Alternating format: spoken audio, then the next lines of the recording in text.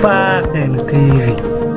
Twongeye kubasuza kuri YouTube channel yacu. Iyi ni YouTube channel ushobora kubonaho amakuru agezweho kandi agezweho ako kanya, aho tugiye kuzinduka tubabwira amakuru agezweho muri iki gitondo. Ya mbere turanyarukira ku kinyamakuru igihe.com, aho cyanditse giterura kiti Ngoma abagizi ba nabi baciye umuturage umutwe barawutwara. Muhawe n'Imana Jean Pierre baciye umutwe n'abantu bataramenyekana, bikaba bikeka ko bawutwaye nyuma y'aho abaturage n'umuyobozi w'inzego z'ibanze biriwe bawushakisha bakawubura. Uyu mugore w'imyaka 29 y'amavuko yiciwe mu mudugudu wa Mukirimba, akagari ka Kagarama, umurenge wa Rurenge, mu karere ka Ngoma, mu gitondo cyo kuri uyu wa kabiri. Amakuru yatanzwe n'umuturage wagiye guhinga agasanga mu murima we hari umurambo. Munyamabanga nshingwabikorwa w'umurenge wa Rurenge Mapendo yamenyesheje igihe aya makuru avuga ko umudamu basanze umurambo we ahantu mu gihuru ariko udafite umutwe. Yagize ati,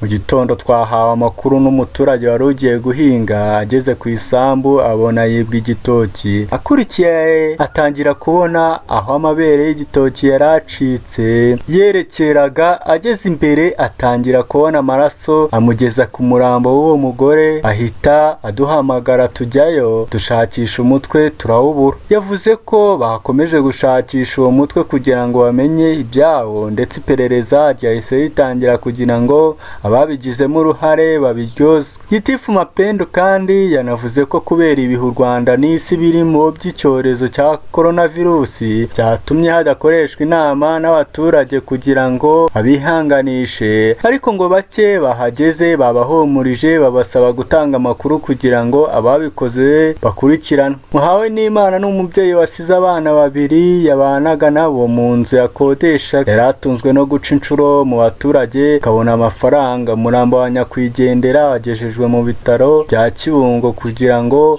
ukorerwa isuzuma. Tunyarukiye nanone ku kinyamakuru igihe cyateruye kigira ati, Perezida Trump yahaswe ibibazo n'abanyamakuru ahita ahagarika ikiganiro bagirana. Perezida wa Leta Zunze Ubumwe za Amerika Donald Trump yahaswe ibibazo n'abanyamakuru kuri uyu wa mbere, biramurakaza ahita ahagarika ikiganiro bagirana. Icyo kiganiro cyaberaga mu busitani bw'ibiro bya Perezida Rose Garden, cyari cyitabiriwe n'abanyamakuru batandukanye bashinzwe gutara inkuru zo muri White House. Ikiganiro cyahagaritswe ubwo yari amaze kubazwa n'umunyamakuru Weijia Zhenjiang wa CBS mpamvu Amerika ishishikajwe no kwigamba kuza imbere mu gupima abantu benshi coronavirus, aho guhangayikishwa n'abagera ku bihumbi 80 icyo cyorezo kimaze guhitana. Weijia ni umunyamerika wavukiye mu Bushinwa ariko aza kwimukira muri Amerika ubwo yari afite imyaka 2. Mu burakari bwinshi Trump yamusubiza ati, ndakeka icyo kibazo wari ukwiriye kukibaza Ubushinwa, uhimbaza genda ubaze Ubushinwa sibyo. Trump yahise ashaka gukomeza ngo afate ikibazo cya Kaitlyn Koren wa CNN, ariko Jiang akomeza gutsimbarara amubaza ikindi kibazo ati, nyakuba kuki umbwiye gutyo? Trump ahita amusubiza ati, ni wowe mbwira ariko si wowe gusa, by'umwihariko ndabwira buri wese ubaza ibibazo biteye isoni. Koren wa CNN yahise yegera indangururamajwi ngo abaze ibibazo bye, ariko Trump aramurogoya avuga ko ikiganiro bari bafitanye kirangiriye. Koren yahise abaza ati, ariko wari wantunze urutoki ngo mvuke? Trump aramusubiza ati, nibyo naguhaye umwanya ariko ntiwigeze ubaza. Trump yahise akomeza asoza ikiganiro ati, bagore namwe bagabo mwakoze cyane, ahita abatera umugongo aragenda. Imyitwarire ya Trump muri icyo kiganiro yanenzwe cyane, bamwe bavuga ko idakwiriye umuntu nka Perezida. Senateri Bernie Sanders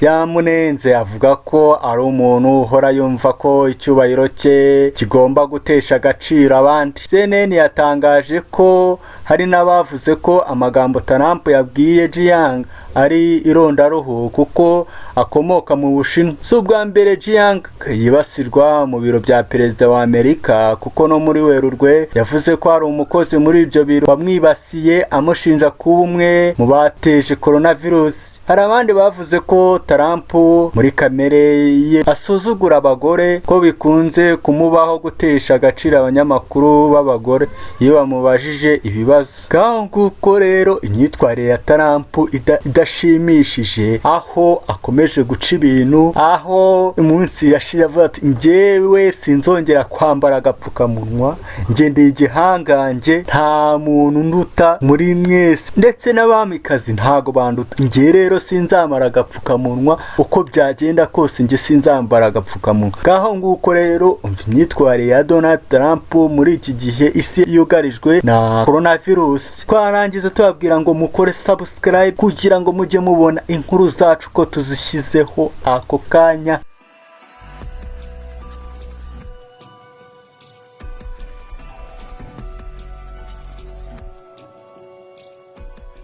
This is undoubtedly a difficult period for our region and the entire world. We are working to minimize the economic hardships on our citizens while protecting their health. But this will be more effective, as has been stated by Your Excellencies, if we act in concert with one another. So long as any member of our community is vulnerable, we are all at risk. Therefore, we must work very closely together in the months ahead to face this challenge as a community of partners. We need to work for our people. If we can't all work together, the six of us, and have things moving, it doesn't mean 2, 3, 4 shouldn't work in these circumstances to deal with the problems we have to deal with.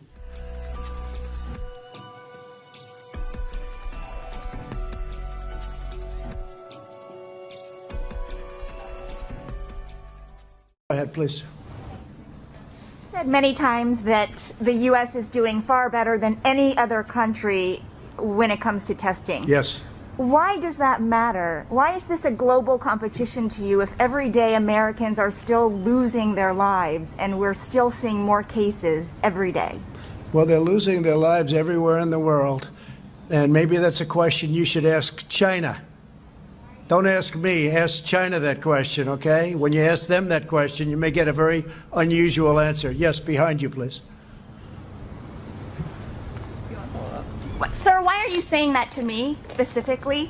I'm telling you, I'm not saying it specifically to anybody. I'm saying it to anybody that would ask a nasty question like that. That's not a nasty question. Please go ahead. Why does it matter? Okay, anybody else? Please, go ahead in the back, please. I have two questions. No, it's okay. But We'll you go pointed here. to me. I have two questions, Mr. Next, President. next, please. But you called on me. I did, and you didn't respond, and now I'm calling on Sorry, I just the wanted young to, lady in the back, please. I just wanted to let my colleague Okay. finish. But can I ask you a Ladies and question, gentlemen, please? thank you very much. Appreciate Will it. you call Thank you my- very much.